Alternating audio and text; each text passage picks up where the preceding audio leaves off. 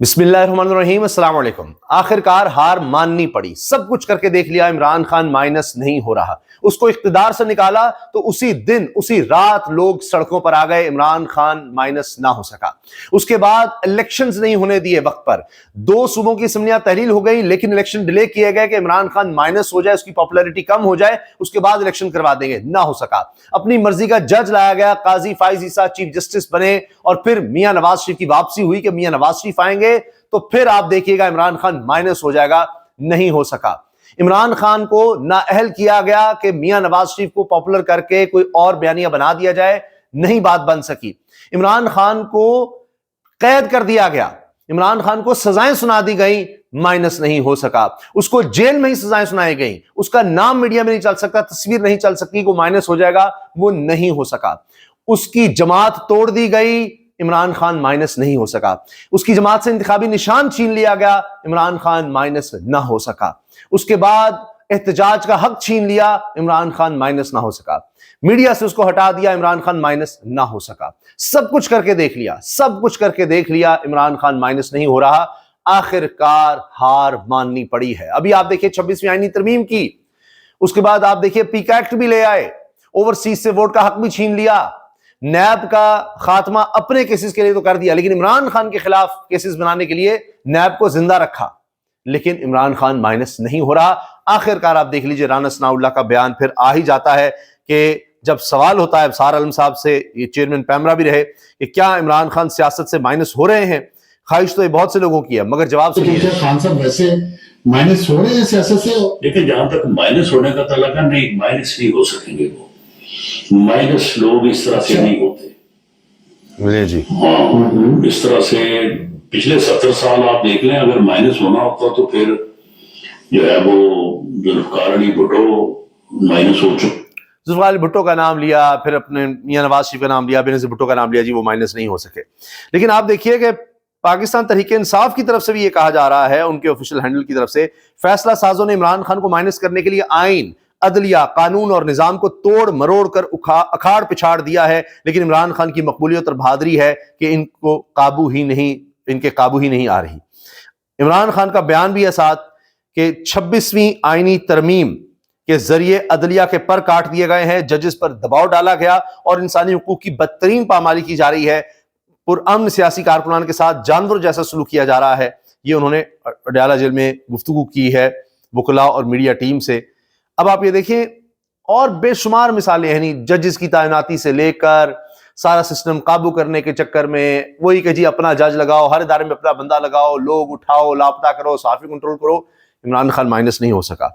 اب رانا ثناء اللہ صاحب نے تو نام لے دیا میاں نواز شریف کا کہ جی وہ مائنس ہو جاتے۔ میاں نواز شریف ڈیل کر کے خود کو مائنس کر چکے تھے، پھر ڈیل کر کے انہوں نے کہا مجھے پلس کر دو، لیکن وہ نہیں ہو پا رہے۔ اس کی گواہی خود نجم سیٹھی دے رہے ہیں۔ عمران خان مائنس نہیں ہو سکتے، تحریک انصاف کو کوئی اور لیڈ نہیں کر سکتا، جس کی پوزیشن مضبوط ہو مائنس نہیں ہوتا۔ نون لیگ کی اس بار پوزیشن کمزور تھی، نواز شریف مائنس ہو گئے۔ ویسے جس طرح اب مائنس ہوئے اقتدار میں ہو کر، ایسا کوئی مائنس کبھی نہیں دیکھا۔ کیونکہ جس کی پوزیشن اسٹرانگ ہونا وہ مائنس نہیں ہوتا، جب اس کی پوزیشن کمزور ہو جائے تو اس کو مائنس کیا جا سکتا ہے۔ اس دفعہ میاں صاحب کی پوزیشن کمزور تھی، نون لیگ کی پوزیشن کمزور تھی، یہ سپورٹ بیس کسی کو اور نہیں مانے گی، نہ بشرا بی بی کو مانے گی، نہ برلا بھٹ کو مانے گی، نہ سلمان اکرم راجہ کو مانے گی، نہ کسی کو نہیں مانے گی۔ یہ لوگ سوائے عمران کے کسی اور کو نہیں مانے گی۔ عمران کو مائنس کیا آپ نے تو پارٹی مائنس ہوگی۔ عمران خان کو مائنس نہیں کر سکتے، لوگ نہیں مانیں گے۔ اچھا اب آپ یہ دیکھیں خود مولانا فضل الرحمان صاحب آج کے لوگوں کے بارے میں کیا کہتے ہیں، لیکن مولانا صاحب سے سوال ہونا چاہیے کہ آپ بار بار دھوکہ کیوں کھاتے ہیں؟ کیونکہ سوال ہوا کہ صدر زرداری نے پیکا ایکٹ پر آپ کی بات نہیں مانی، پرانے دوست ہیں، آپ کا دل نہیں ٹوٹا؟ صحافی نے جب مولانا سے سوال کیا آپ کا دل نہیں ٹوٹا؟ انہوں نے کمٹمنٹ کی کہ جی وہ نہیں سائن کریں گے، وقت دیں گے، صحافیوں کی بات سنیں گے۔ تو کہنے لگے میں صدر زرداری کو پرانا جانتا ہوں۔ اس پر سب کے قہقہے لگ گئے۔ کون پوچھنے والا ہے، مجھے کوئی تشریف تو ہے نہیں۔ تو اس اعتبار سے میں نے صدر مملکت سے پورا رابطہ کیا اور میں نے ان سے کہا کہ آپ دستخط نہ کریں اور ان سے ساتھ آپ رابطہ کر کے ان کی تجاویز دے رہے ہیں۔ مجھ سے انہوں نے اتفاق کیا اور یہ بھی کہا کہ محسن نقوی صاحب پہنچیں گے اور ایک آدمی میں میرے ساتھ پہنچنے والے ہیں، میں ان کی ذمہ داری لگاتا ہوں کہ وہ صحافیوں کے ساتھ رابطے میں آ جائیں और फिर کہتے میں نے پھر کہا کہ PK ایکٹ سے پہلے میں آ رہے ہیں محسن نقوی امریکہ سے، تو میں ان کی ڈیوٹی لگاؤں گا کہ جی وہ صحافیوں سے بات کریں اور اس پر کچھ دیکھیں. ان کے کچھ جو تجاویز ہوئی وہی میں تمہیں میں تمہیں جو اس میں آپ شامل کر لیں. لیکن صبح ہوتے ہی دیکھا کہ وہ دستخط کر دی.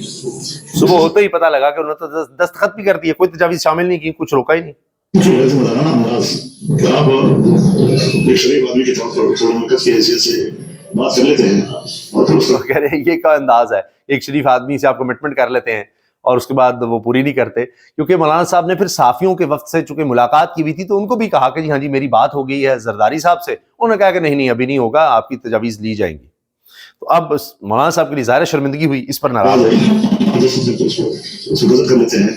میں اب بھی سمجھتا ہوں کہ صحافیوں کی اس میں تجاویز دی جائے، ان سے بات چیت کی جائے، جو معقول تجاویز ہوں ان کو ضرور کر لیا جائے اور ترمیم کے ذریعے سے اس کو اس قانون کا حصہ بنا دیا جائے. میں اب بھی سمجھتا ہوں صحافیوں کو بھی شامل کرنا چاہیے اس میں، ان کی بھی بات سن لو.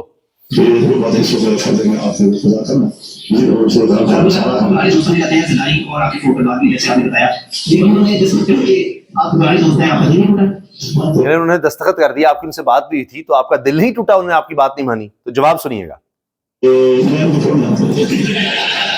میں زرداری صاحب کو پرانا جانتا ہوں، پرانے جانتے ہیں، لیکن پھر 26ویں آئینی ترمیم میں بھی ساتھ دیتے ہیں اور جہاں پر حکومت مشکل میں آئے تو جہاں بھی ضرورت پڑے مولانا فضل الرحمان صاحب کی تو کہیں نہ کہیں وہ پھر نظر آ ہی جاتے ہیں.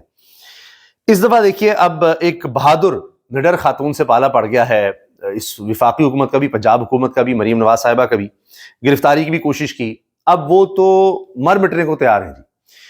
عالیہ حمزہ صاحبہ کہتی ہیں کہ اس دفعہ گولی میرے ورکرز کو نہیں لگے گی، پہلے مجھے لگے گی اور اس کے بعد میرے خان کے ورکرز کا نمبر آئے گا. میں میدان چھوڑ کر بھاگنے والوں میں سے نہیں ہوں. عالیہ حمزہ یہ گرفتار بھی ہوئی، بار بار گرفتار ہوئی، رہائی ہوتی تھی پھر ان کو گرفتار کیا جاتا، رہا ہوتی تھی پھر ان کو گرفتار کیا جاتا تھا.